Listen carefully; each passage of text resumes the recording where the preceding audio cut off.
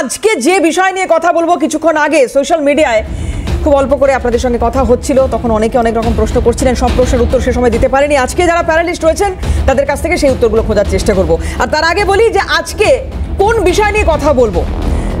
গত এই সেপ্টেম্বর মাসটা আর কি, মানে ধরুন আজকে প্রায় শেষের দিকে এই মাস, আর এই মাসটা যখন থেকে শুরু হয়েছে ঠিক সেই সময় থেকে, আমি খুব বেশি পেছনে যাচ্ছি না, সেই সময় থেকে একটার পর একটা দুষ্কৃতী তাণ্ডবের ছবি সামনে এসেছে। শহর হোক, শহরতলি হোক, আগ্নেয়াস্ত্র উদ্ধার, দুষ্কৃতী তাণ্ডব বারবার ঘটেছে। কেন, সেই প্রশ্ন আজকে আমরা তোলার চেষ্টা করব। খাস কলকাতায় আগ্নেয়াস্ত্র নিয়ে দাপাদাপি, গুলশান কলোনি থেকে চারু মার্কেট, শুধু জায়গার বদল হয়েছে কিন্তু ছবিটা কোথাও যেন সেই একই। 11ই সেপ্টেম্বর গুলশান কলোনিতে আগ্নেয়াস্ত্র হাতে তাণ্ডব, 21শে সেপ্টেম্বর চারু মার্কেট জিমে ঢুকে গুলি, 22শে সেপ্টেম্বর পশ্চিম বন্দর এলাকায় যুবকের গুলিবিদ্ধ দেহ উদ্ধার, অর্থাৎ আজকের কথা হচ্ছে, এবং দেহের পাশ থেকে উদ্ধার হলো আগ্নেয়াস্ত্র। 9ই সেপ্টেম্বর ইকবালপুর, যেখানে মদ্যপানের প্রতিবাদ করায় সেক্ষেত্রে যুবকের ওপর হামলার ঘটনা ঘটেছিল। 12ই সেপ্টেম্বর ওই ব্যক্তি তিনি মারা গিয়েছিলেন। শহরবাসীর নিরাপত্তা নিয়ে একাধিক প্রশ্ন উঠেছে, এর আগে উঠেছে, আবার উঠছে পরপর এই ঘটনাগুলো। কেন এত অস্ত্র উদ্ধার, কেন এই দুষ্কৃতী তাণ্ডব, কোথা থেকে শহরে ঢুকছে এই অস্ত্র, এই প্রশ্নগুলোর উত্তর খোঁজার চেষ্টা করব।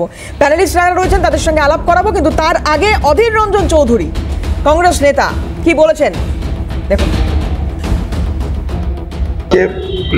পশ্চিমবঙ্গের জন্য যদি টিভির পর্দা খোলেন, যদি সংবাদপত্রের পাতা উল্টান, খুন, ধর্ষণ, লুট, দুর্নীতি, রাহাজানি, মারধর, অপহরণ, উচ্ছেদ, জোর করে মস্তানের হামলা, দিদির দুবেলা সাধারণ মানুষকে মিথ্যা কথা বলে প্রভাবিত করার প্রচেষ্টা, এগুলোই দেখতে পাবেন আপনারা। বাকি এই রাজ্যের কিছুতে আলোচনা নাই। তাই এখানে গুলি চলা, খুন হওয়া, রাহাজানি করা, লুট করা, এটা নিউ নর্মাল। মানুষ তো অবাক হচ্ছে না, কারণ বাংলায় আইন শৃঙ্খলা নেই, আপনি কি করবেন? অধীর রঞ্জন চৌধুরী যে কথা বলছেন, তাহলে কি শহর কলকাতার এটাই ছবি? বিশেষ করে যখন আমরা উৎসবের মেজাজে রয়েছি, ওই যে বলে যে ফেস্টিভ মুড অন, এই মুহূর্তে বাঙালির ফেস্টিভ মুড অন, আর এর মধ্যে এই ধরনের ঘটনাগুলো কি প্রশ্ন তুলে দিচ্ছে, আতঙ্ক বাড়াচ্ছে শহরবাসীর মধ্যে। যারা ইতিমধ্যেই প্যান্ডেল হপিং শুরু করে দিয়েছেন তাদের মধ্যে এই ঘটনাগুলো কোনো আতঙ্কের ছাপ ফেলছে কি, জানার চেষ্টা করি। তাহলে অধীর চৌধুরীর এই বক্তব্য, সেগুলোকে কিভাবে দেখা হচ্ছে, প্যানেলিস্ট যারা রয়েছেন আলাপ করাবো তাদের সঙ্গে। আমাদের সঙ্গে রয়েছেন সিপিএম নেতা গৌরব মজুমদার, গৌরবদাকে স্বাগত জানাই। আমার সঙ্গে রয়েছেন কংগ্রেস মুখপাত্র সুস্মিতা বিশ্বাস, সুস্মিতাদিকে স্বাগত জানাবো। রয়েছেন বিজেপি মুখপাত্র অরিজিৎ বক্সি, অরিজিৎদাকে স্বাগত জানাই, এবং তৃণমূল সমর্থক ভাস্কর সিংহ রায় রয়েছেন, ভাস্কর দাকে স্বাগত জানাবো। শুরু করবো ভাস্কর দাকে দিয়ে। অধীর চৌধুরীর বক্তব্য, একাধিক অভিযোগ, লাগাতার অভিযোগ, শহর কলকাতা ফেস্টিভ মুডে রয়েছে, মানুষ এখন উৎসবমুখী, মানুষ এখন প্যান্ডেলমুখী, কিন্তু তার মধ্যে দাঁড়িয়ে ভাস্কর দা যে প্রশ্নগুলো আমরা তোলার চেষ্টা করছি বা জানার চেষ্টা করছি, আমি আবার বলছি, গুলশান কলোনিতে 11 দিন পরে মিনি ফিরোজকে অ্যারেস্ট করার ঘটনা, তাতে একদিকে যেমন কলকাতা পুলিশের ভূমিকাকে তারিফ করতেই হয়, কিন্তু এই প্রশ্নের মুখেও পড়তে হতে পারে বা পড়তে হয়েছে কলকাতা পুলিশকে, প্রশাসনকে, এত দেরি কেন? আর আজকে অধীর চৌধুরীর এই প্রশ্ন। চৌধুরী কে, মানে কংগ্রেসের তরফে বলছেন উনি? কংগ্রেসের অধীর চৌধুরী প্রাক্তন, আমিও জানতাম না যে অধীর চৌধুরী কি, আমি আপনি কি গুরুত্ব দিতে চাইছেন না অধীর চৌধুরী? অধীর চৌধুরীর বক্তব্যকে কংগ্রেসের বক্তব্য তো নয় মনে হয়, ওনার ব্যক্তিগত প্রাক্তন একজন সাংসদ হিসেবে বলেছেন, তাই হয়তো হবে। আর কলকাতার সঙ্গে না, ব্যাপারটা হলো উনি নিজে তো একজন ক্রাইমের সঙ্গে যুক্ত থাকেন, তিনি ক্রিমিনালের ব্যাপার স্যাপার নিয়ে কথা বলছেন, মুর্শিদাবাদে ক্রিমিনাল হিসেবে যার পরিচিতি, ক্রাইমের সঙ্গে যুক্ত থাকেন অবশ্যই। ওনার এগেইনস্টে কতগুলো মামলা আছে, কত কি করেছেন, লাস্ট লোকসভা নির্বাচনে কত কি করেছে সেটা নিয়ে আপনারা দেখে নেবেন, সেটা পরে আসছি। অধীর চৌধুরী বলতেই পারেন, কিন্তু তৃণমূলের না, অধীর চৌধুরীর বক্তব্য এখন দেখছি উনি মুখপাত্র না সরে গেছেন, তাও এখন ক্যামেরার সামনে বলছেন। দেখুন, গুলশান কলোনির ঘটনা ঘটেছে, ঘটনা তো ঘটেছে, এবং গুলশান কলোনিতে এই যারা মিনি ফিরোজ বা যাদের কথা বলা হচ্ছে, এরা 2012 সালের পরে ওই অঞ্চলে এসেছে, এবং তারপরে বিভিন্ন রকমের কাজ কারবার সবগুলো করেছে মধ্যে ধরা পড়েছে। তারা কিছু ওইখানে নতুনভাবে কলোনি গড়ে উঠছে, এবং ওই অঞ্চলটা যে অপরাধপ্রবণ একটা অঞ্চল হিসাবে, এতটাই অপরাধপ্রবণ অঞ্চল হয়েছে যে ওখানকার স্থানীয় জনপ্রতিনিধিকে গুলি খেতে দুষ্কৃতীরা কোথা থেকে আসছে আসছি। এই দুষ্কৃতিকারীরা প্রত্যেকেই, আমি আপনাকে বলছি কোথা থেকে এসছে, সবগুলো হচ্ছে পার্শ্ববর্তী রাজ্য। এরা কিন্তু কেউ এই স্থানীয় ওখানকার বাসিন্দা নয়। 2012 সালে সে মিনি ফিরোজ 2012 সালে ওই অঞ্চলে এসেছে এবং একে গ্রেপ্তার করা হয়েছে দিল্লির আজমিরি গেট স্টেশনে, যেখান থেকে গ্রেপ্তার করা হয়েছে সেখানে সে লুকিয়েছিল। যে কথাটা বলা হয়, পশ্চিমবঙ্গে বিভিন্ন রাজ্যের পার্শ্ববর্তী রাজ্যের থেকে বেশি যত লোকেরা এসে গণ্ডগোলের সৃষ্টি করে, কিন্তু এখানে গোলমাল করলে তাকে সে ধরা পড়বেই। আজকে আপনি ভাবুন যে একজন জনপ্রতিনিধিকে গুলি চালিয়ে পালিয়ে গিয়েছিল, কিন্তু সেও ধরা পড়েছে। মানে ওখানে তাহলে জনপ্রতিনিধিদের একটা ভূমিকা আছে যাদের সন্ত্রাস নিয়ন্ত্রণে, সেই জন্য যারা এই ধরনের গণ্ডগোল করে, গুলি চালায়, এই ধরনের যারা সমাজবিরোধী, তাদের অসুবিধা হচ্ছে সেই জনপ্রতিনিধিদের থাকা বা প্রশাসনের ব্যক্তিদের থাকা, সেই জন্য তারা গুলি চালায়। কিন্তু ভাস্করদা, আপনি নিজেই বলছেন 2012 সালে মিনি ফিরোজ এসেছে।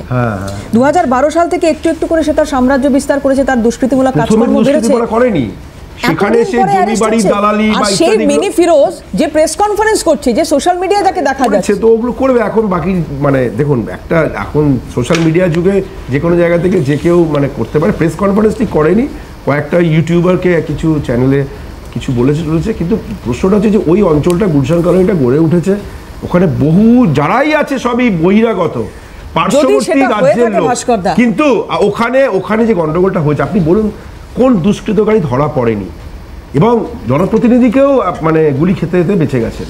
তাহলে ওই জায়গাটা কিন্তু আপনি বলতে পারেন অপরাধ প্রবণ জায়গা। এটা ঘটনা যে পশ্চিমবঙ্গের সব জায়গায় সমান অপরাধ প্রবণতার জায়গা তা নয়। আমরা যদি ঝিঞ্জির মোল্লা বা কসাইপট্টি বা মোল্লা যেসব জায়গাতে, সব জায়গাটাই এরকম নয় যে সবটাই হচ্ছে অপরাধ প্রবণ জায়গা। ওই জায়গাটা অপরাধ প্রবণ জায়গা। আমি ভাস্করদার কথা থেকে ধার করে আছে, বেশ আমি ভাস্করদার কথা থেকে ধার করে বলি, এখানে ভাস্করদা বলছেন আমরা সবাই দেখেছি সেই ঘটনা, সুশান্ত ঘোষের উপর আক্রমণের ঘটনা ঘটেছিল, তারপরে অ্যারেস্টও আমরা দেখেছি। কিন্তু কাউন্সিলর তার নিজের এলাকায় যদি সেফ না থাকেন, তিনি কিভাবে সুরক্ষা দেন বা তিনি কিভাবে জনপ্রতিনিধি হয়ে ওঠেন? আমাদের এখানে আমি আসবো ভাস্করদা, আসবো আমার এখানে প্রাক্তন কাউন্সিলর সুস্মিতাদি বসে রয়েছেন। সুস্মিতাদি, একটা তো আমরা দেখেছি এই গুলশান কলোনির ঘটনা, আরেকটা ইনফরমেশন এখানে আমি জানি আপনারা সবাই জানেন, তাও এখানে একটু উল্লেখ না করলেই নয়। এটা একটা গতকালের ঘটনার উল্লেখ আমি এখানে করতে বাধ্য হচ্ছি। এক্ষেত্রে প্রাক্তন এক কাউন্সিলর, তার ব্যাগ থেকে কার্তুজ পাওয়া গেল। কোথায় পাওয়া গেল? কলকাতা বিমানবন্দরে। কলকাতা বিমানবন্দরে লাগেজ স্ক্যানার, সেখানে কার্তুজ পাওয়া যাচ্ছে। 6 রাউন্ড কার্তুজ বাজেয়াপ্ত করা হলো। বৈধ নথি দেখিয়ে কার্তুজ পুনরুদ্ধার তাকে করতে হবে। কাউন্সিলর এক জায়গায় আক্রান্ত হচ্ছেন আর এক জায়গায় প্রাক্তন কাউন্সিলর, তার ব্যাগ থেকে কার্তুজ পাওয়া যাচ্ছে। সুস্মিতাদি, এইরকম আমার ব্যাগ আছে এখানেই, ব্যাগে আমার কিছু না, আপনার ব্যাগে আমি ভয় পেয়ে যাচ্ছি আর না, আমি তাই জন্য বলছি আমার ব্যাগ এখানে আছে, সবাই দেখতে পারে।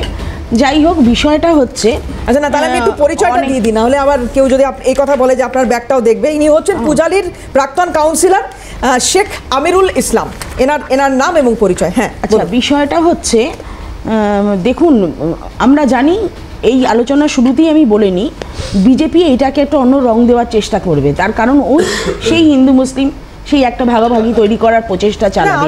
কিন্তু আমার কাছে মুডে রয়েছে মানুষ, ঠাকুর দেখতে বেরোচ্ছে না, ঠাকুর দেখতে বেরোচ্ছে না। ব্যাপারটা হচ্ছে তুমি যেটা বলেছো সত্যি কথা, আমরা এখন একদম ফেস্টিভ মুডে রয়েছি, মানে ফেস্টিভ মুড অন, আর প্লাস প্যান্ডেল হপিং শুরু হয়ে গেছে। সেই জায়গায় দাঁড়িয়ে একের পর এক এই দুষ্কৃতি তাণ্ডব যে দেখা যাচ্ছে, এই দুষ্কৃতি তাণ্ডবের পিছনে প্রধান কারণ হচ্ছে যে আজকে এই যে একটু আগেই ভাস্করদা বললো, ভাস্করদাকে শুধু আমি একটা জায়গায় বলতে চাই, ভাস্করদা হ্যাঁ 2012 সালে এসছে মিনি ফিরোজ তখন নাকি এগুলো করতো না। তা মিনি ফিরোজ তখন কি করতো? জমি দালালি ফালালি করতো ওনার কথা অনুযায়ী। এবং সুশান্ত ঘোষ যে কাউন্সিলরকে আক্রমণ করেছিল, যার মানে প্রাণঘাতী হামলা হয়েছিল তার উপরে, সেই প্রাণঘাতী হামলা হওয়ার পর সুশান্ত ঘোষের মুখে কিন্তু কোনো বিবৃতি শোনা যায়নি। কিন্তু এবারে যখন মিনি ফিরোজ এই মানে ওপেন মানে এয়ারে মানে গুলি করতে করতে মানে তারা যেভাবে দুষ্কৃতি তাণ্ডব চালিয়েছে এই এলাকাটা জুড়ে পুরো এই গুলশান কলোনিতে, এবং এই গুলশান কলোনি হচ্ছে মানে বাইপাস লাগোয়া এই অঞ্চলটা একটা বিরাট পরিমাণে জমি জমার একটা বিরাট কিন্তু দ্বন্দ্ব এবং বিবাদ আছে। এবং এখানে মাছের ভেরি তাই নিয়ে একটা সমস্যা আছে, এলাকা কার দখলে থাকবে। এই মিনি ফিরোজ আর সুশান্ত ঘোষ এখন আগে ছিল একসাথে এরা কাজ করতো, তার কারণ মিনি ফিরোজ নিজে বিবৃতি দিয়েছে যে এই সুশান্ত ঘোষ আজকে আমার বিরুদ্ধে কথা বলছে, এই সুশান্ত ঘোষই এক সময় তার কাজে আমাকে লাগিয়েছে।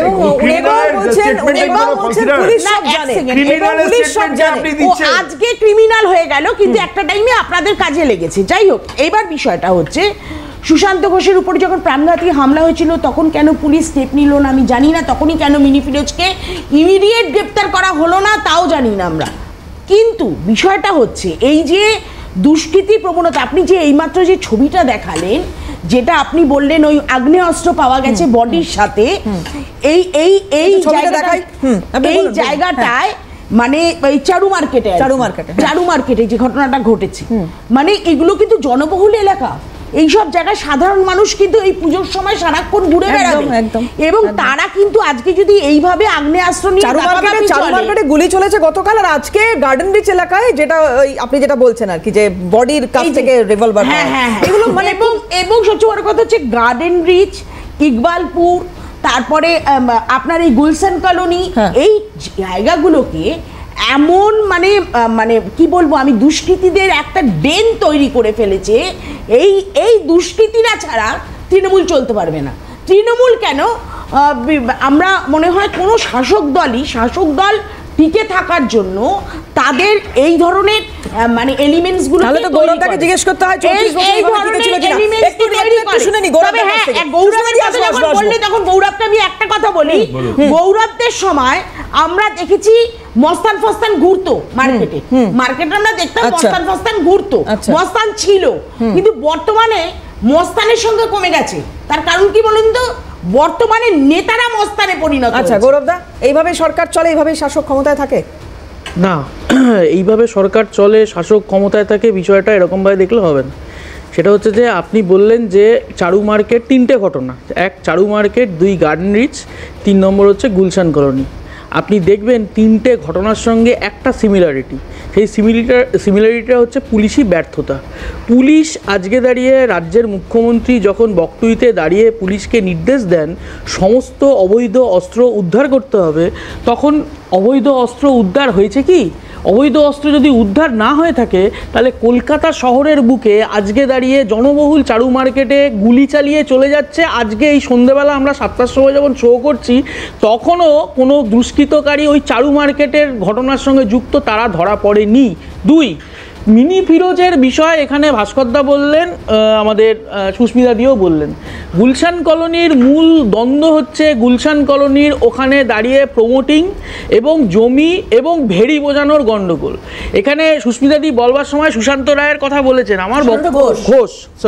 সুশান্ত ঘোষের কথা বলেছেন। আপনি বলুন তো আজকের দিন পর্যন্ত আপনি ভাবুন সেই সন্ধ্যেবেলার কথা, যে সন্ধ্যেবেলা আমি এই স্টুডিওতে ছিলাম সেদিনকে, সেখানে দাঁড়িয়ে ওই সুশান্ত ঘোষকে তাক করে বন্দুক থেকে গুলি চালানো হচ্ছে, গুলিটা লাগেনি, কপাল জোরে, নাহলে মামাটি মানুষ হয়ে যাচ্ছিলেন। কিন্তু প্রশ্নটা হচ্ছে একজন কলকাতা শহরের একজন সহনাগরিক, তিনি প্রকাশ্য একজন কাউন্সিলর শাসক দলের, তিনি গুলি খাবেন, এটা আমার কাছে কাম্য নয়। আমি বিরোধী রাজনৈতিক দল করতে পারি, বিধায়ক গুলি খেয়ে মৃত্যু হয়েছে, কাউন্সিলরের বটেই তো, সত্যজিৎ বিশ্বাস খুন হয়েছে, তার খুনের অভিযুক্ত মুকুল রায়।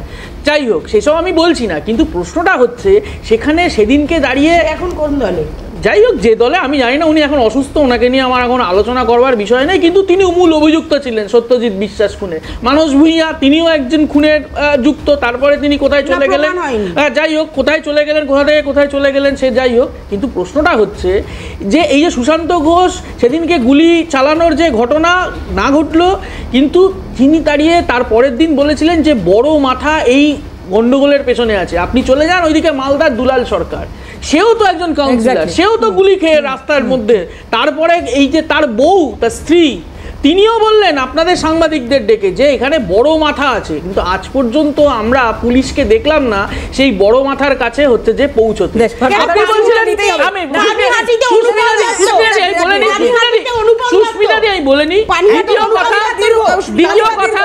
গৌরবদাকে একটু থামাবো, একটু গৌরব দা অনেকক্ষণ ধরে অনুরোধ করছে আমাকে এক লাইন বলবে, কিন্তু গৌরব দা না প্লিজ, আমি বলতে দিতে পারবো না, আমি অরিজিৎ দা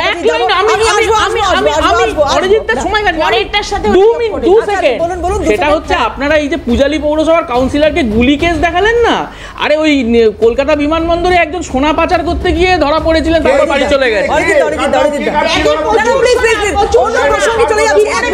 একটু শুনে নি অরিজিৎ দা। দেখুন, মূল রাজনৈতিক দলের যারা প্রতিনিধি তারা সবাই অনেক কিছু বলে ফেলেছেন, তাই এই গুলশান নিয়ে মনে হয় খুব বড় কথা বলার জায়গা নেই। না, আমি ওভারঅলই বলছি যে 1978-এ একটা সিনেমা বেরিয়েছিল, ঋষি কাপুর নায়ক ছিলেন, ফুল খিলে হ্যাঁ গুলশান গুলশান। তা পশ্চিমবঙ্গে তৃণমূল জমানায় যদি ডাইরেক্টর সিকান্দার শাহ জন্মাতেন তাহলে লিখতেন গুলি চলে হ্যাঁ গুলশান গুলশান, বুঝলেন? কারণ কি অদ্ভুত, তৃণমূল জমানায় আমরা জায়গাটার নামই চেঞ্জ করে দিয়েছি।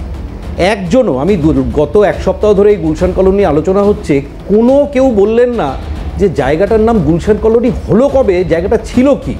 তৃণমূল মুখপাত্র একটু আগে বলছিলেন যে ওটা মালিকানাহীন একটা জায়গা, তো যাই হোক, জায়গাটা ছিল পশ্চিম চৌবাগা, যে জায়গাটায় আজ এই গুলশান কলোনি গড়ে উঠেছে।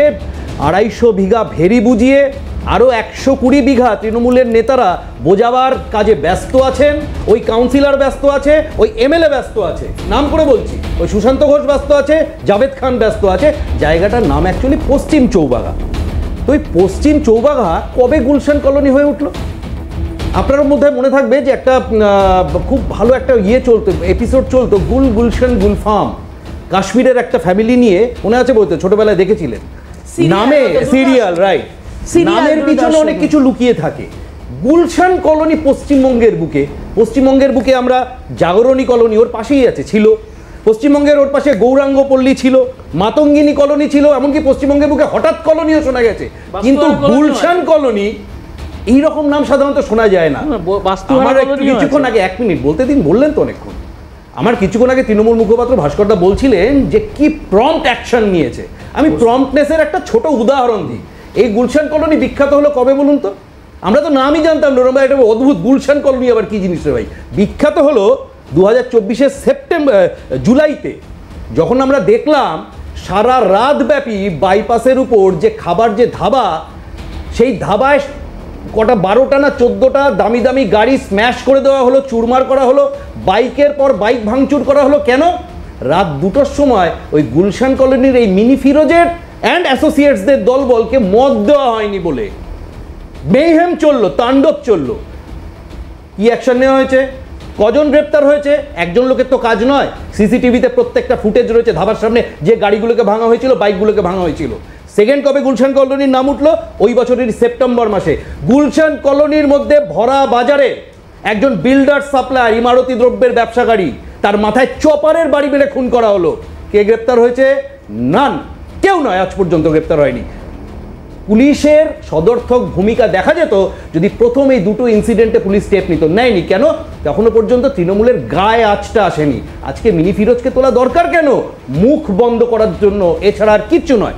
3 নম্বর ইনসিডেন্ট যখন হলো, সুশান্ত ঘোষের উপর গুলি চললো, তখন এবার গুলশান কলোনি আরও লাইমলাইটে চলে এলো। আচ্ছা, আমি বলি, সুশান্ত ঘোষ জনপ্রতিনিধি, তার উপর আক্রমণ নক্কারজনক।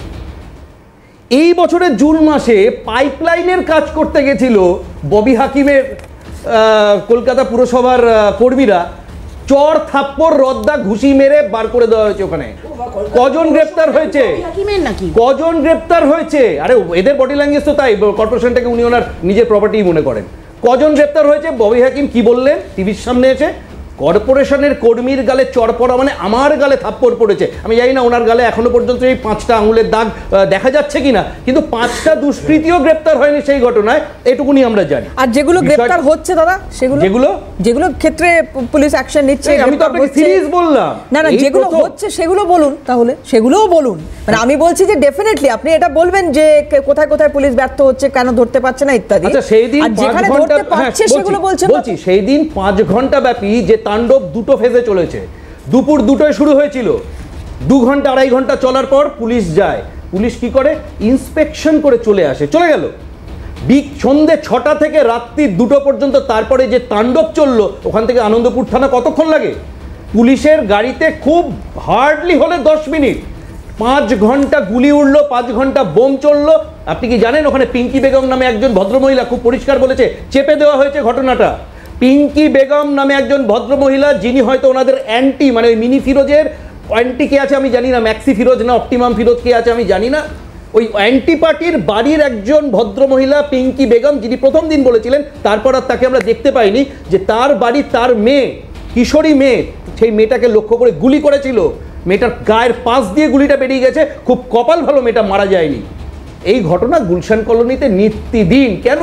কারণ গুলশান কলোনি আজকের দিনে তৃণমূল নেতাদের, ওখানকার তৃণমূল নেতাদের, ওখানকার তৃণমূল কাউন্সিলরের, ওখানকার তৃণমূল এমএলএ কামাইয়ের হটবেড।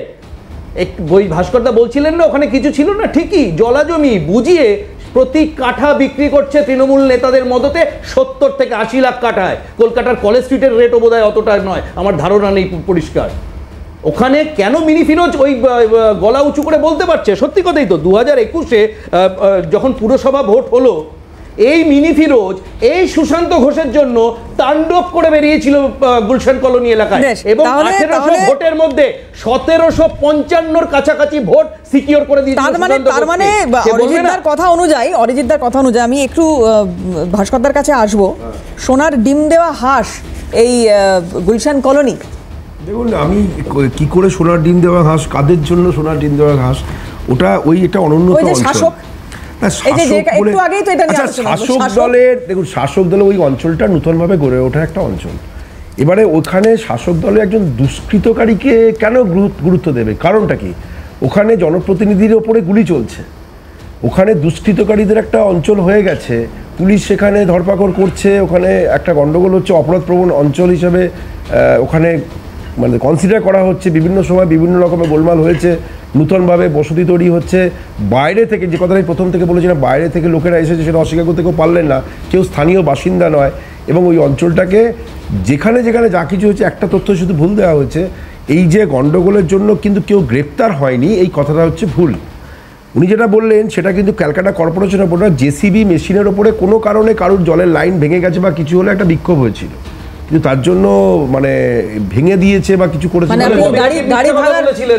গাড়ি ভাঙার ববি হাকিম মিথ্যা কথা বলেছিলেন তো, বলছিলেন যে মিডিয়ার সামনে এসে বলেছিলেন যে আমার কর্মীর গায়ে থাপ্পড় মারা মানে আমার গালে চড় মারা। ভাস্করদার বয়ানটা একটু জেসিবি নিয়ে কিছু কাজ হচ্ছিল, সেই সময় কোনো জলের লাইনের ওপরে ক্ষতিগ্রস্ত হয় জেসিবিটা ঠিকভাবে ব্যবহার করতে না পারার জন্য, তার জন্য কিছু বিক্ষোভ হয়েছে। তার জন্য ববি এটা বলেছিলেন বলে আমি অন্তত শুনিনি, উনি কোথা থেকে শুনেছিলেন জানি না। আপনি টিভি দেখেন না, তাহলে আপনি তো চ্যানেলে ব্যস্ত থাকেন, আপনি দেখো খবর দেখার সময় পান না। সেটা আপনি তো বললেন আর্কাইভটা ভালো করে ঘেটে দেখুন, ববি হাকিম নিজে বলেছেন। আরে আপনি তো সব সময় অন্য কিছু করেন না, পার্টিটা করার থেকে বেশি বলছেন কোথায় কে কি আছে না কি বলেছে, ওখানে কত টাকায় জমি বিক্রি হয়। না এটা ঠিক, এটা আইনজীবী, আমি প্র্যাকটিস করে এসেছি, আমি আইনজীবী, আর আমি আইনজীবী। আরে আপনি জমি দালাল, আমার তো বলছে আপনি জমি দালাল, আমি জানি না আপনি কোন কাজ করেছেন। জমি দালাল হিসেবে তোলাবাজ, আপনি জমি তোলাবাজ, ওখান থেকে কাটপানি পাননি তাই বেশি ওখান থেকে কাটপানি পাননি তাই বেশি কথা বলছেন, আপনি তোলাবাজ। আমিও আপনাকে দেবো না, আপনিও আপনাকে দেবো না, আমিও দেবো না। আপনি বললেন কি করে আপনি দালাল, আপনি তোলাবাজ, আপনি তৃণমূলী তোলাবাজ। দাদা অরিজিৎ দা প্লিজ একটা রিঅ্যাকশন। সিপি এটা নিয়ে কি বলছেন? আমি শুধু গুলশান কলোনি বলছি না, আমি আসবো দাদা, এক মিনিট আমি আসবো না প্লিজ। সিপির একটা রিয়াকশন আমি দেখাবো আপনাদের, কিন্তু একটা বিরতি নিতে হবে। বিরতির পর ফিরে এসে এই যে ঘটনাগুলো নিয়ে আমরা কথা বলছি, কখনো গুলশান কলোনির ঘটনা, কখনো ইকবালপুর, কখনো চারু মার্কেট, কখনো গার্ডেন রিচ, এই সব কিছু নিয়ে কলকাতায় এই মুহূর্তে সাধারণ মানুষ তারা নিজেদের কতটা সেফ ফিল করছেন, সিপি তার একটা রিয়াকশন রয়েছে। যেহেতু গতকাল একটা ইনসিডেন্ট হলো অ্যান্ড আজকেও যেটা ইনসিডেন্ট হয়েছে, ওই ইনসিডেন্টে একটা আর্মস ইউজ হয়েছে, সেটা দেখে মনে হচ্ছে ইলিগাল আর্মস আছে। তো এর উপর নিশ্চয়ই আমরা আর একটু ভালো করে দেখব, অ্যান্ড আর্মস রিকভারির ক্ষেত্রে আর একটু আমরা এমফাসাইজ দেব যাতে এরকম ঘটনা না হয়। অ্যান্ড বিভিন্ন জায়গায় আমাদের স্টেটের বাইরে ম্যানুফ্যাকচারিং ইউনিট থেকে যারা আর্মস সাপ্লাইয়ের সঙ্গে যুক্ত আছে, আমাদের কলকাতা পুলিশের তরফ থেকে অনেক জায়গায়, বিহার, ঝাড়খণ্ড, উড়িষ্যা, এইসব জায়গায় অনেক জয়েন্ট রেড হয়, অনেক রিকভারি হয়েছে। এই বছর অনেক বেশি রিকভারি হয়েছে। এছাড়া ওয়েস্ট বেঙ্গল পুলিশও মানে ওদের সঙ্গে কোঅর্ডিনেট করে ওরাও আলাদা অপারেশন করছে, কিন্তু স্টিল কিছু আর্মস ঢুকছে। তার উপর আর কিভাবে এটা আর ইফেক্টিভলি প্রিভেন্ট করা যায় তার উপর নিশ্চয়ই অ্যাকশন আমরা নেব। কাউন্সিলরদের অসহায়তার কথা, এই যে কিছুক্ষণ আগে সুস্মিতা দি তো রয়েছেন, কথা বলছিলাম, কোথাও দেখুন এই যে সুশান্ত ঘোষ, তাকে লক্ষ্য করে গুলি চালানোর ঘটনা ঘটছে, কোথাও কাউন্সিলরের ব্যাগে কার্তুজ পাওয়া যাচ্ছে। আবার আরেক কাউন্সিলরের কথা বলি, নেতাজি নগরের 99 নম্বর ওয়ার্ড, এই কিছুদিন আগে একটা খবর আমরা করলাম যেখানে আইনজীবী তিনি আক্রান্ত হলেন এবং এখানে একজনের বিরুদ্ধে অভিযোগ উঠল। যার বিরুদ্ধে অভিযোগ উঠছে তিনি কোনো রাজনৈতিক দলের সঙ্গে যুক্ত নন, তিনি ওই এলাকার সমাজ বিরোধী, এটাই তার পরিচয়। কিন্তু দেখা গেল জয়ন্ত ঘোষ নামক ওই দুষ্কৃতী, তার শাসক দলের কিছু নেতার সঙ্গে ছবি। এখন ছবি থাকলেই যে সেই দল করে এটা বলার কোনো জায়গা নেই, কিন্তু তারপরেও তার মাথার ওপর কোনো প্রভাবশালী হাত রয়েছে কিনা, তার কোনো প্রভাবশালী যোগ রয়েছে কিনা, এই প্রশ্ন সামনে এলো। এই ঘটনা ঘটার পরে আমরা কথা বললাম 99 নম্বর ওয়ার্ডের কাউন্সিলর মিতালি বন্দ্যোপাধ্যায়ের সঙ্গে। তিনি বলছেন তার অসহায়ত্বের কথা স্পষ্ট করে, কোনো রাগঢাক না করে। তিনি নিজেও একাধিকবার এই জয়ন্ত ঘোষকে পুলিশের হাতে তুলে দিয়েছেন, তারপরেও বেরিয়ে আসছেন, তারপরেও একই রকম বেতাজ বাদশা ওই এলাকার। কিভাবে সম্ভব? ওই 99 নম্বর ওয়ার্ডের যিনি যুবর সভাপতির দায়িত্বে রয়েছেন, আইনজীবী দীপায়ন ঘোষ, তার উপর হামলার ঘটনা ঘটালেন এই জয়ন্ত ঘোষ। এই জয়ন্তবাবু বলছেন যে দীপায়ন ঘোষকে 99 নম্বর ওয়ার্ডে তার পদ ছাড়তে হবে, এটাই দাবি। অদ্ভুত বিষয়। যাই হোক, মিতালি বন্দ্যোপাধ্যায়ের সঙ্গে কথা বলেছিলাম, সেই সময় কি জানিয়েছিলেন মিতালি দেবী, দেখুন। মুচকি এর সম্বন্ধে আমি বহুবার থানায় কমপ্লেন করেছি, আমার নেতৃত্বদেরকেও জানিয়েছি বারবার করে। আমি এমনকি আমি নিজে ওর বাড়ির সামনে বসে থেকে পুলিশকে দিয়ে অ্যারেস্টও করিয়েছিলাম, কিন্তু ওর এই দৌরাত্ম্যপনা কেন কোথা থেকে পাচ্ছে কি পাচ্ছে আমি বলতে পারবো না, কিন্তু আমার মনে হয় দ্রুত এই ব্যবস্থা না নিলে পরে এটা খুবই খারাপ হবে। কারণ আজকে এর আগে আমার উপরে হয়েছে, তারপরে এখন দীপায়ন ঘোষ, এরকম আস্তে আস্তে যদি বাড়তেই থাকে তো বাড়তেই থাকে। ওকে আমার মনে হয়, আমি 2010 সালেও ওকে, আমি যখন এই ওয়ার্ডের প্রথম কাউন্সিলর ছিলাম তখন আমি ওকে পুলিশের হাতে তুলে দিয়েছিলাম জানার পরে। এবারও বহুবার রিপোর্ট করেছি, আশা করি পুলিশ আগামী দিনে নিশ্চয়ই তার ব্যবস্থা করবে। না, দলের কোনো পদে নেই, এরা দল করবে, এদের আবার কোনো দলে থাকে নাকি? এরা মূল স্রোতে ঘুরে বেড়ায়, যেখানে দেখে সেখানেই।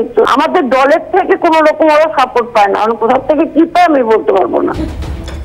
মিতালি দেবীর পুরো বক্তব্যের মধ্যে দুটো বিষয় আমি একটু এখানে উত্থাপন করতে চাইবো। এক হচ্ছে 2010-এ উনি ধরিয়ে দিয়েছিলেন একবার পুলিশে, আর দুই হচ্ছে দলের সঙ্গে কোনো সম্পর্ক নেই। আমি দুটো নিয়ে একে একে প্রথমে গৌরবদার কাছে আসি। 2010 মানে তো বাম আমল, তো সেই সময়ে পুলিশের হাতে ধরিয়ে দিয়েও আবার জয়ন্ত ঘোষ তিনি বেরিয়ে গেলেন। কোন সালে বেরিয়েছে? 2010 সালে তো ধরিয়ে দিলেন। না, 2010 সালে ধরাতে হলো কেন? কেন কি করছিলেন জয়ন্ত ঘোষ 2010 সালে? ধরাতে হলো তার কারণ হয় দুষ্কৃতকারী হিসাবে চিহ্নিত, তাই। কিন্তু 2010 সালের পর 2011 সালের মানে পরে যখন নতুন সরকার এলো আজকের দিন পর্যন্ত মিতালি দেবী এতগুলো কথা বলছেন। মিতালি দেবী কবার ওই পুলিশকে কি বলেছেন? এই মিতালি দেবীর বিরুদ্ধেই তো ওখানে অভিযোগ, সেই বাড়ি হেলে যাওয়া মনে আছে আপনার? অবৈধ বাড়ি হেলে গেল, ফ্ল্যাট, এই মিতালি দেবীর কাউন্সিলর তিনি যে ওয়ার্ডে। সুতরাং আপনি মিতালি দেবীর অসহায়তার কথার বিষয় নয়, কাউন্সিলরের অসহায়তার বিষয় নয়, আসলে কাউন্সিলররা। গৌরবদা, আমি এই কারণে বলছি যে যদি জনপ্রতিনিধিরা তাদের এলাকায় সেফ না থাকেন, যদি তাদের এলাকায় তারা নিজেরাই এইরকম ভয় থাকেন বা অসহায়ত্ব প্রকাশ পায়, তাহলে এরা তো অভিভাবক ওই এলাকার, আমরা তো সেটাই ধরে নেব। কার কাছে যাবে মানুষ? তার মানে আপনি এটা ঘুরিয়ে বলতে চাইছেন যে পুলিশ প্রশাসনের ওপরে তৃণমূলের কাউন্সিলর তাদেরও ভরসা নেই।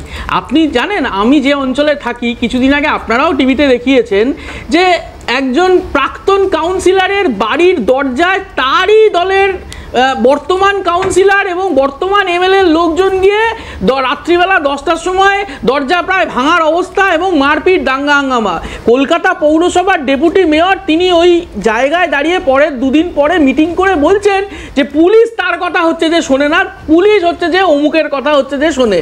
সুতরাং পুলিশের অবস্থা এই জায়গায় পৌঁছেছে যে জায়গায় দাঁড়িয়ে রাজ্যের পুলিশ মন্ত্রী তথা মুখ্যমন্ত্রী তার পুলিশ দপ্তরের বিরুদ্ধে তার দলের নেতা নেত্রীরাই হচ্ছে যে বিস্ময় প্রকাশ করছেন যে তারাই এ রাজ্যে সেফ নয়। আপনি কোথায় যাবেন? আপনি, আমি, এখানে সুস্মিতা দি, অরিজিৎ দা, এখানে যারা আছেন তারা তো এ রাজ্যে তাহলে সেফ নয়। তৃণমূলের আমলে সেফ নয়। আপনি ভাবুন, আমি বললাম, আমি আবার রিপিট করছি, আমি এখানে একটা অ্যাডেড ইনফরমেশন আমি আসবো ভাস্কর দা আপনার কাছে আসবো, আমি সুস্মিতাদির কাছে যাব প্লিজ। সেফ নয় মানে দুলাল সরকার, সেফ নয় একবার এই প্রসঙ্গে আলোচনা আছে, সময় খুব সংক্ষিপ্ত প্লিজ। গৌরব দা আমি আসবো। একটা অ্যাডেড ইনফরমেশনে নেতাজি নগরের ঘটনায় যখন এই জয়ন্ত ঘোষকে অ্যারেস্ট করা হয়েছে বা তার শাগরেদদের অ্যারেস্ট করা হয়েছে, মেডিকেলের জন্য নিয়ে যাওয়া হচ্ছে কোর্টে যাওয়ার সময়, সেই সময় পুলিশের উপর আক্রমণের ঘটনা এই জয়ন্ত ঘোষরা ঘটাচ্ছে। মানে যারা অ্যারেস্ট হয়েছে, পুলিশ যাদেরকে নিয়ে যাচ্ছে, তারা পুলিশের উপর আক্রমণ চালাচ্ছে। আমি প্লিজ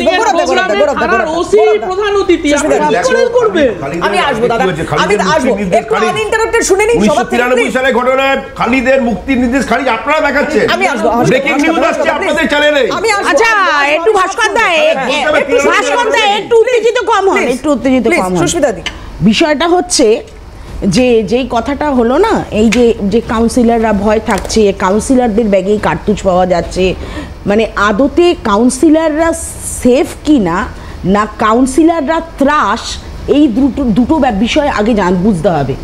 কাউন্সিলররা একাধারে নিজেরাই প্রমোটার, কাউন্সিলররা একাধারে নিজেরাই কন্ট্রাক্টর, কাউন্সিলররা একাধারে নিজেরাই মস্তান।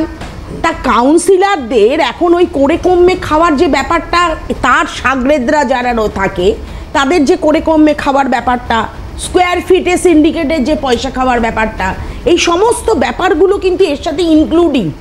এবং তোমরা যে এই যে আজকে যে এই গুলশান কলোনি নিয়ে কথা হচ্ছে, এই যে আজকে বাইপাস সংলগ্ন বিভিন্ন এলাকা নিয়ে কথা হচ্ছে, তোমরা একবারও কল্যাণী রোডটা দিয়ে গিয়ে দেখেছো যে কল্যাণী রোড দিয়ে যদি তুমি যাও, পর পর পর পর পর পর পর পর সমস্ত বার আর রেস্তোরাঁ, তার সাথে রিসোর্ট। এবার বিষয়টা হচ্ছে সেটা আপনাকে দেখে বোঝা যায়, আপনাকে দেখে বোঝা যায়, আপনাকে দিয়ে বোঝা যায়। এবার বিষয়টা একটু শুনে নি, আমি আসবো দাদা। এবার বিষয়ের ঘটনা হচ্ছে এই কল্যাণী রোডে প্রায়শই মারপিট দাঙ্গা। আচ্ছা, হঠাৎ করে কল্যাণীতে চলে এইবার এই রাজ্যের পুরো সারা রাজ্য নিয়ে বসছেন। আচ্ছা, আপনারা কি দিল্লিতে আপনি কি বলতে দেবেন না? বলতে দেবেন না, আপনাকে বলতেই দেব না। আপনার এই অসভ্যতামিগুলো বন্ধ করুন, আপনার এই অসভ্যতামিগুলো বন্ধ করুন। আচ্ছা, গদাই বাবু, সবচেয়ে বড় কথা হচ্ছে জাভেদ খান আর সুশান্ত ঘোষ। প্লিজ একটু শুনে নি, একটু শুনে। জাভেদ খান আর সুশান্ত ঘোষ, মানে এখানে কিন্তু কাউন্সিলররা শুধু কাউন্সিলর থাকে, কাউন্সিলরের একটা লবি, এমএলএ এর একটা লবি, এমপির একটা লবি, এবার হাই কমান্ডের আবার দুটো লবি। সে অভিষেকের লোক কি অভিষেকের লোক না, কারা কে? এবার তার উপরে মাথায় কার হাতটা রয়েছে? পুলিশ যে দিকটা পাওয়ারফুল, পুলিশ সেই দিকে থাকে। উনি বলতে দেবেন না কেন বলুন তো? ওনাদের রূপগুলো বেরিয়ে আসে। অরিজিৎদার কাছে যায় আজকে। আরেকটা ঘটনা আজকে, এই যে হঠাৎ করে শোনা গেল যে শহর কলকাতায় অপহরণ হয়েছে। কোথাকার কি থেকে অপহরণ, কেন অপহরণ, কি মোটিভ, খুব যে একটা স্পষ্ট এই মুহূর্তে তাও নয়। কিন্তু এই যে শিক্ষিকা, গড়িয়ার নামী দীনবন্ধু অ্যান্ড্রুজ কলেজ, সেখানে তিনি অধ্যাপনার সঙ্গে যুক্ত, ভৌত বিজ্ঞানের শিক্ষিকা, মানে তার বিরুদ্ধে, মানে তার মেয়ে যে ঘটনা ঘটালো, তাতে এই বিষয়টা সামনে আসছে যে সে নাকি একটি অপহরণ করে ফেলেছে। কিন্তু বিষয়টা কি সত্যি সেই রকম? এই বিষয়ে খুব ছোট করে একটা রিয়াকশন সিপির তরফ থেকে এসেছে, আমি একটু শোনাতে চাইবো। যদিও এই ঘটনা সবাই এতক্ষণে জানেন খুব স্পষ্টভাবে, তবে আমি আবার বলছি মোটিভ কিন্তু ক্লিয়ার নয়। পুলিশের তরফ থেকে যে বয়ান এসছে, সিপি কি বলেছেন এই বিষয়ে দেখাই আমরা। একটা 3-4 দিন আগের সিথিতে একটা হয়েছিল, সেটা গতকাল রিকভারি হয়েছে, অ্যারেস্ট হয়েছে ওখানে। একটা 3-4 দিন আগের দমদম স্টেশন থেকে 17ই সেপ্টেম্বর অপহৃত হয়েছিল এক নাবালিকা, অধ্যাপিকা অরুণিমা চন্দ্রের মেয়ে অপহরণ করে, এরকমটা একটা অভিযোগ ওঠে। অরুণিমা চন্দ্র গড়িয়া দীনবন্ধু অ্যান্ড্রুজ কলেজের অধ্যাপিকা, অরুণিমার মেয়ে অনুষ্কা আশুতোষ কলেজের বিএসসির ছাত্রী। নাবালিকাকে নিয়ে দমদম স্টেশন থেকে প্রথমে গড়িয়া যায়, এরপর গড়িয়া থেকে সোনারপুরে নিজেদের বাড়িতে নিয়ে যায় নাবালিকা। কিন্তু তার দিদাকে যখন এই বিষয়ে প্রশ্ন করা হচ্ছে, মানে অনুষ্কার দিদাকে যখন এই বিষয়ে প্রশ্ন করা হচ্ছে, দিদা বলছেন, কারণ এক্ষেত্রে অনুষ্কার মা এবং অনুষ্কার মামা এই দুজনের নামে জড়িয়েছে, কিন্তু দিদা বলছেন যে না, এরকম কিছু হয়নি। কিন্তু আমি জানি না, আমি আবার বলছি মোটিভ এখনো ক্লিয়ার নয়, যদি কারণ পুলিশের তরফ থেকে সেইভাবে স্পষ্ট বয়ান মোটিভ নিয়ে এখনো পর্যন্ত আমাদের কাছে আসেনি, কিন্তু এক্স্যাক্টলি কি হয়েছে, কেন এই ঘটনা, কিভাবে এই বিষয়টি সমাধান হবে সেটা ডেফিনেটলি পুলিশ দেখবে। কিন্তু এই অপহরণ, এই যে শব্দবন্ধ, শহর কলকাতায় এই রকম ভাবে একটা অপহরণের ঘটনা, আমি আবার বলছি কোট আনকোট অপহরণের ঘটনা যে ঘটতে পারে, সেইটা কি আমরা সত্যি কখনো ভেবেছি বা দেখেছি? বা যে যে ঘটনাটা আমরা দেখতে পেলাম চোখের সামনে, সুকান্ত মজুমদার তার একটা রিয়াকশন রয়েছে, কি বলছেন তিনি দেখুন। বিহারে এই অপহরণ কাণ্ড নিয়ে অপহরণ বলে একটা সিনেমাই হয়ে গেছে, খুব বিখ্যাত সিনেমা। আমি জানি না এবারে অপহরণ চ্যাপ্টার 2 হবে কিনা। অপহরণ চ্যাপ্টার তখন বাংলায় তো রোজগার নেই, তো যেখানে যে পাচ্ছে, যারা বন্দুক চালাতে পারে তারা অপহরণ করছে, যারা বালি সিমেন্ট বিক্রি করতে পারে তারা বালি সিমেন্ট বিক্রি করছে। অর্থাৎ গোটা রাজ্যটা এক কথায় বাজারে পরিণত করে দিয়েছে তৃণমূল কংগ্রেস। অপহরণ নিয়ে কোনো সিনেমা আগামী দিনে বেরোবে কিনা, সেখানে তার কোনো পার্ট থাকবে কিনা ইত্যাদি এই সব প্রশ্ন সুকান্তবাবু তুলছেন। আমি অরিজিৎদার কাছে আসবো, বিষয়টাকে কিভাবে দেখা হচ্ছে। আমি জানিয়ে রাখি 3 জনকে এই ঘটনায় অ্যারেস্ট করা হয়েছে ইতিমধ্যে, কিন্তু অরিজিৎদার কাছে যাব, এই অপহরণ কাণ্ড এটাকে কিভাবে দেখা হচ্ছে আদৌ আমি জানি না এটাকে অপহরণ এইভাবে ব্যাখ্যা দেবো কিনা বা আখ্যা দেবো কিনা। অরিজিৎদা, আপনি যে প্রতিবেদনটা দেখাচ্ছিলেন এক জয়ন্তকে নিয়ে দেখাচ্ছিলেন, আমার আর এক জয়ন্তর কথা মনে পড়ছিল। সে জয়ন্ত না, জয়ন্ত সিং, কামারহাটির দ্য গ্রেট জয়ন্ত সিং। ক্লাবের মধ্যে 4টে তাগড়াই ছেলেকে দিয়ে একজনকে উপর করে পুরো টাঙিয়ে ধরে, মাটি থেকে 3 ফুট উপরে টাঙিয়ে ধরে তার পিঠের উপর, পশ্চাৎদেশের উপর দামাদাম বাঁশের বাড়ি মারছে। তারপরেও কিন্তু সে বুক ফুলিয়ে ঘুরে বেড়াচ্ছে। এটাই আমাদের কাছে খুব দুর্ভাগ্যের বিষয় যে সিপি সাহেবের বাইকটা দেখালেন। সত্যি কথা বলছি, দেখুন, অপরাধ নেবেন না, উনি যে কি বললেন আমি না কিচ্ছু বুঝতে পারিনি। মানে মাননীয় পুলিশ মন্ত্রী কাম মুখ্যমন্ত্রী কাম স্বাস্থ্যমন্ত্রী কাম মেবরি মন্ত্রী কাম সমস্ত পোস্ট সব নিয়ে বুঝতে পেরেছেন, উনি তো সিনেমা করবেন, আপনাকে অ্যাসিস্ট্যান্ট নেবেন কিনা সেটা জানতে পারবেন। ও ভাস্করদা বলেছিলেন আমায় বলছিল কি, আপনি কে বলেছেন? ভাস্করদা বলেছিলেন বটে, আমায় বলতে দেবেন না।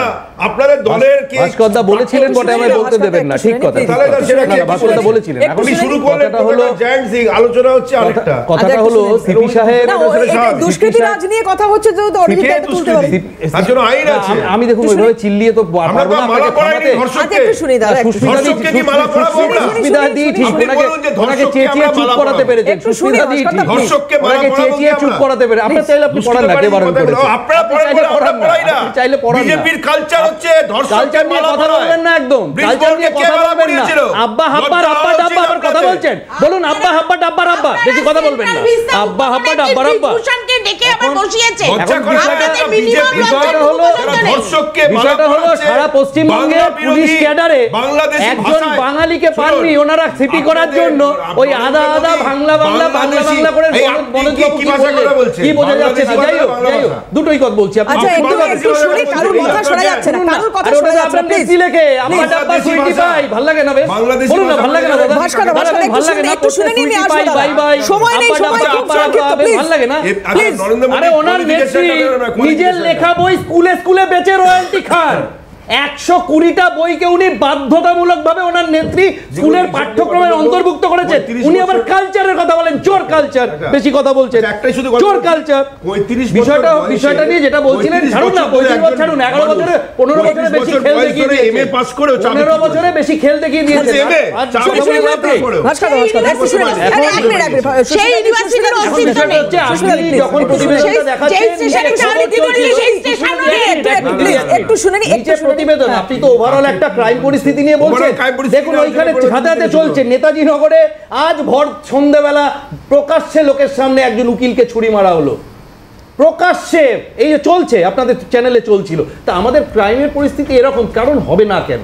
পুলিশ মন্ত্রী, স্বাস্থ্যমন্ত্রী, মুখ্যমন্ত্রী 2024 নভেম্বরে বসে ওপেনলি বললেন এবং সর্বসমক্ষে সমন্বয় বৈঠকে যে আমার পুলিশের কিছু লোয়ার ক্যাটাগরির অফিসার আর কিছু অ্যাডমিনিস্ট্রেটিভ অফিসারের মদতে এই বালি পাথর অমুক সিন্ডিকেট এগুলো চলছে। তা 2024 থেকে আজ 2025 সেপ্টেম্বর পুলিশ মন্ত্রী কি স্টেপ নিতে পারলেন? কিচ্ছু করতে পারলেন না, কোনো স্টেপ নিতে পারলেন না, কাউকে গ্রেপ্তার করতে পারলেন না। কেন জয়ন্তের কথা বলেছি জানেন?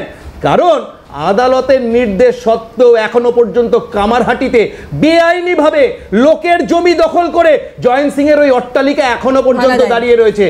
রাজনীতির দুর্বৃত্তায়ন হয়, দুর্বৃত্তের রাজনীতিকরণ, দুর্বৃত্তের রাজনীতিকরণ তৃণমূলের হাত ধরে হয়েছে। আমি একটা প্রশ্ন একটু আপনার সঙ্গে অ্যাড করতে পারি? সুস্মিতা অপহরণ নিয়ে যদি বলতে চান আমি বলতে পারি। আমি বলছি ভাস্করদার কাছ থেকে একটা উত্তর আমি একটু নিতে চাইবো। ভাস্করদা, এই যে যা চলছে, যেহেতু আমরা একটা সময় পর্যন্ত দেখেছি, আমি বলছি যে দুর্গাপুজো চলছে, একদমই তাই।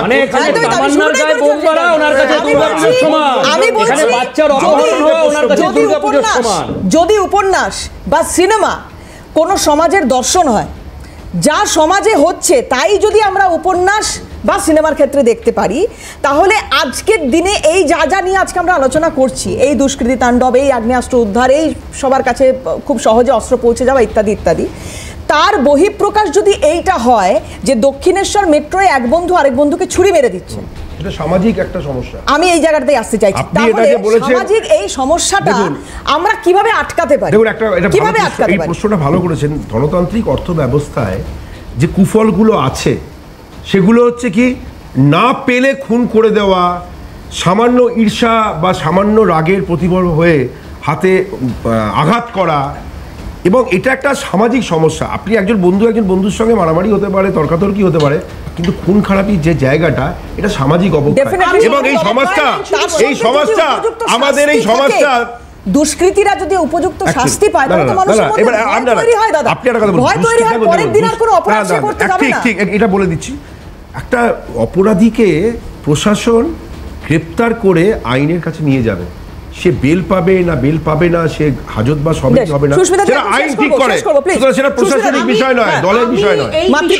একদম এই কথাটা ঠিক যে এটা একটা সামাজিক অবক্ষয় অবশ্যই, কিন্তু তার সাথে সাথে এই যে এত পরিমাণে অস্ত্র, এইটুকু একটি ছেলে যে স্কুলে পড়ে, সে তার বন্ধুকে ছুরি দিয়ে মানে আঘাত করছে, সেই অস্ত্র পেল কোথা থেকে? তার মানে আমি আর কাউকে বলতে দিতে পারছি না, সময় শেষ।